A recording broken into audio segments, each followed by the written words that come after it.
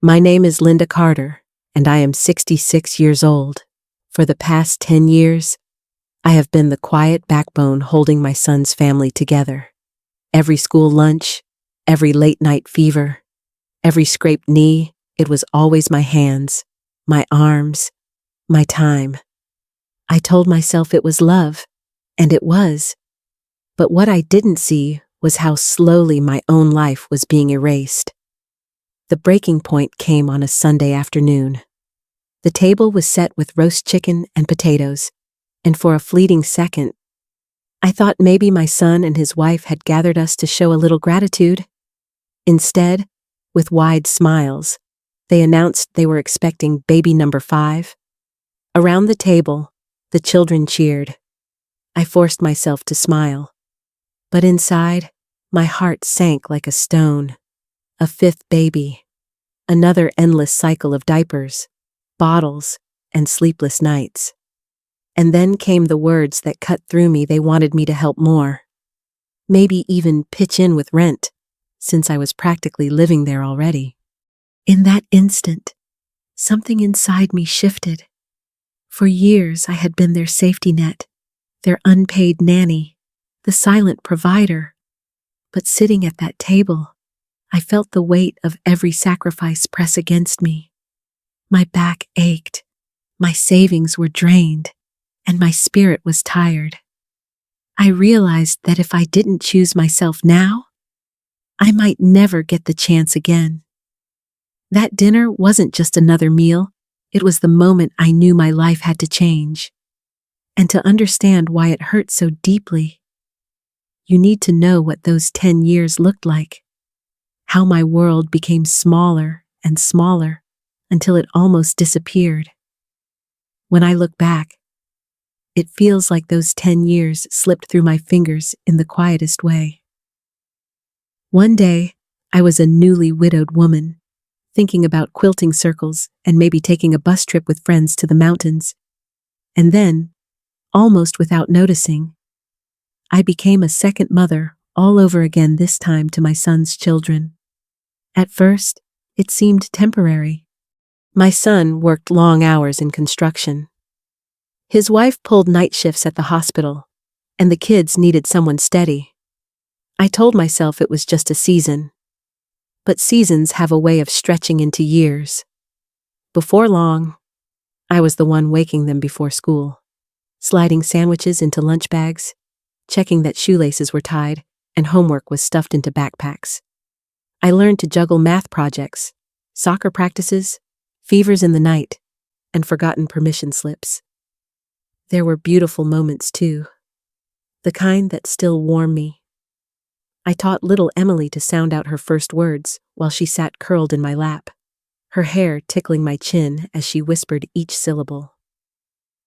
Jacob's first science fair project was built at my kitchen table, both of us covered in glue and glitter as we tried to make planets spin. Daniel planted marigolds with me one spring, his tiny hands patting the soil as if he was tucking them in for bed. And sweet Lily never closed her eyes without me singing her the same lullaby my own mother once sang to me. But alongside those tender snapshots was a slow erosion I didn't fully see at the time. My quilting group at church went on without me, their laughter echoing in a fellowship hall I no longer had time to visit. The walking club circled the park while I hurried between school pickups and grocery runs. Even the stack of novels on my nightstand gathered dust, their spines like unopened doors I no longer had the key for. My world grew smaller, shaped not by my own choices, but by the constant needs of others. Every night, when I sank into bed, I told myself it was worth it. The children needed me, and truthfully, I loved them as fiercely as I had ever loved my own. But there were days my back ached so badly I could barely stand at the stove. Days I looked at my reflection and wondered when I had last lived a day that was mine alone. Still, I kept moving forward.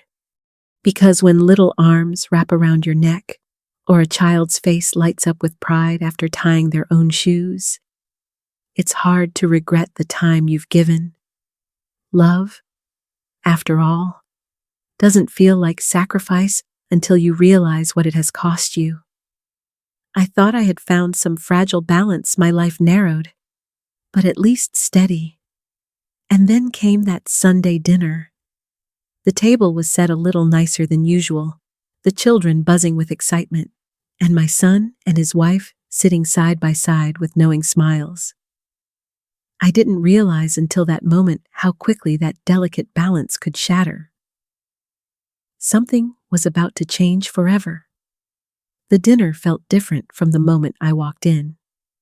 The table was set with more care than usual, roast potatoes steaming in a heavy dish, green beans glistening under melted butter, and a cake waiting on the counter with bright frosting. The kids were dressed a little neater than normal, their hair combed, their shirts tucked in. I remember thinking to myself, maybe this was their way of thanking me. Maybe, after all these years of quietly holding things together, they had decided to acknowledge it in some small way. As the children tumbled around the table, their chatter filled the room. Emily tried to keep Jacob from spilling juice. Daniel was tapping his fork impatiently, and little Lily was giggling at jokes whispered under the table. Their laughter was noisy and chaotic, but it was a kind of chaos I knew by heart. Sitting there, I felt tired, but proud. I had been there for every milestone: science fairs, spelling bees, bedtime tears. In so many ways, these children felt like my own. Then I noticed the look exchanged between my son and his wife. That unspoken signal couples give each other, the kind that says, "Now is the moment." My son tapped his glass, a wide grin spreading across his face. My daughter-in-law leaned back in her chair, resting her hand on her stomach with a glow that needed no explanation. The words followed, but even before they were spoken, I knew what was coming. Baby number 5. The kids erupted in excitement, clapping and asking if it would be a boy or a girl. The air filled with squeals of joy and the sound of chairs scraping as they leaned in to hear more. And me, I kept my smile fixed, but inside, my stomach twisted. A 5th child, another round of diapers, sleepless nights, and endless needs. I had already surrendered my evenings, my hobbies, even my friendships. What little remained of my life would surely vanish now. I wanted to celebrate with them, to let myself feel the joy that lit up the room. But all I felt was the weight pressing down harder than ever. The thought circled in my head they would lean on me more, not less. They would need me to pick up the pieces, to keep everything afloat. My dreams of quiet mornings and long postponed travels slipped further away, almost out of sight. I laughed when they laughed. I nodded when they beamed, but inside I was crumbling. That night, I lay awake, staring at the ceiling, realizing how different my reaction had been from everyone else's. For the children, it was excitement. For my son, pride. For my daughter-in-law, joy. For me, it was a knot of dread I could not untangle. And yet, that announcement was only the beginning. I thought the news itself was heavy enough to carry. But soon, I would learn that the wait didn't stop at another baby. What came next would push me further than I ever imagined into a place where even my love and patience would be tested beyond recognition. The pregnancy news had barely settled in my chest when another blow came. A few nights later, after the children were asleep, my son asked me to stay behind. His tone was careful, almost rehearsed, and my daughter-in-law sat stiffly beside him, arms crossed. I knew something unpleasant was coming, but I wasn't prepared for what I heard. They told me that with another baby on the way, things were only going to get harder. I was already there most of the week, they said, so maybe it was time to make things official. They wanted me to handle school runs, laundry, meals, everything. And then came the sting since I ate meals there and used the space. They thought it was only fair if I started contributing a few $100s toward rent and groceries. For a moment, the room spun. My pension barely covered my small house, utilities, and medication. I had already been quietly buying shoes when the kids outgrew them, slipping extra cereal boxes into my cart for their pantry, covering field trips when money was short. And now, after all I had given, they were asking me to pay them too, as if my time, my love, my body's exhaustion had no value at all. I tried to keep my voice calm, but inside I felt gutted. Wasn't it enough that I had put my life on hold, that I had traded quilting nights and morning walks for years of caregiving? The word fair echoed in my head like a cruel joke, but the worst was still to come. A week later, I walked into their kitchen and found an envelope on the counter. My daughter-in-law's eyes were sharp when she told me it had held $300, and now it was gone.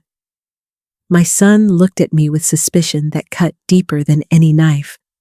They thought I had taken it. My own child, after everything I had given, looked at me as if I were a thief. I couldn't even form words at first. My throat closed. I felt heat rush to my face, not from guilt, but from the unbearable humiliation of being accused in that way. For years I had stretched my meager income to fill their gaps, and now I was being painted as someone who would sneak money out of their home. My son even muttered that maybe the police should sort it out. That nearly broke me. And then, from the doorway, a small voice cut through the tension. My granddaughter, Ava, stood pale but steady. She said she had seen her mother put that very envelope into her purse after a grocery run. She looked right at them and at me and spoke with a courage far beyond her years. In that moment, the truth came crashing down. My daughter-in-law's face flushed. My son shifted uncomfortably, but neither spoke. The silence that followed was heavier than any shouting could have been. I walked out of that house with my heart splintered. Relief that Ava had defended me? Yes, but more than that. A grief so deep it was hard to breathe. To be distrusted, to be accused, to be threatened by my own child. It was the final straw. Something inside me snapped that night. I knew, with a certainty I had never felt before, that I could not go back to the way things had been. This wound was too deep. This betrayal had carved a line in the sand, and I was ready to step across it into a life that was finally my own. In the days after the accusation, I walked around in a daze. My body moved through the motions: laundry, dishes, grocery runs, but inside, something had broken. I could not unhear my son's voice suggesting the police. I could not unfeel the sting of being treated like a stranger in the very home I had held together. That was when I knew I had to step out of the cycle. Not someday. Not when things got better. Now, quietly. I began at the public library. I sat at a computer in the corner and typed senior apartments near me. Dozens of listings appeared, most too expensive for my pension, but tucked among them were a few income-based options. I scribbled phone numbers into my notebook, my hand shaking slightly. Even that small act felt like planting a seed. At home. I pulled an old suitcase from the closet. I didn't announce anything to my son or his wife. Instead, I began tucking away pieces of myself, my quilting needles, a photo of my husband and me on our wedding day, my mother's worn Bible, objects that reminded me who I was before I became everybody else's caretaker. A week later, I signed a lease on a one-bedroom apartment at the edge of town. The space was modest, a small kitchen, a narrow living room, a balcony big enough for 2 pots of flowers, but it was mine. For the first time in years, I turned a key in a lock that belonged only to me. At first, the quiet pressed against me like a weight. No shouting for help with homework. No mountain of laundry waiting in the hallway. Just silence. But slowly, that silence softened into comfort. I found a part-time job at the senior center answering phones. My days began to have rhythm again, coffee breaks with people my age, laughter that didn't depend on children tugging at my sleeves. On Thursday nights, I rejoined my quilting circle at church. The women welcomed me back with hugs and claps on the shoulder, as if no time had passed at all. I won't pretend the guilt disappeared. Some nights, I lay awake wondering if I had abandoned my family. But each morning, when I watered the geraniums on my balcony or threaded a needle in my quilting hoop, I felt something stir inside me. Survival, not selfishness. For the first time in a decade, I was living a life of my own. I thought perhaps this was the beginning of peace, of rebuilding myself piece by piece. But life has a way of testing even the firmest decisions. Just as I began to stand on my own again, a phone call came that pulled me right back into the storm. I had just started to feel the rhythm of my new life when the phone rang one Tuesday afternoon. I almost let it go to voicemail, but something told me to pick it up. On the other end was my son, his voice tight with panic.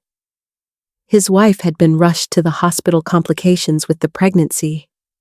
The doctors wanted her on bed rest for weeks, maybe months. The kids were falling apart, he said, and he didn't know what to do. For a moment, my chest tightened. Old wounds flared the betrayal, the accusation, the nights I cried alone. Part of me wanted to say no, to let him figure it out. But then, as I closed my eyes, I saw the faces of my grandchildren. Emily trying to keep her siblings in line. Jacob searching for clean clothes. Daniel digging through the fridge for something to eat. Little Lily clinging to whoever would hold her. They weren't the ones who had hurt me.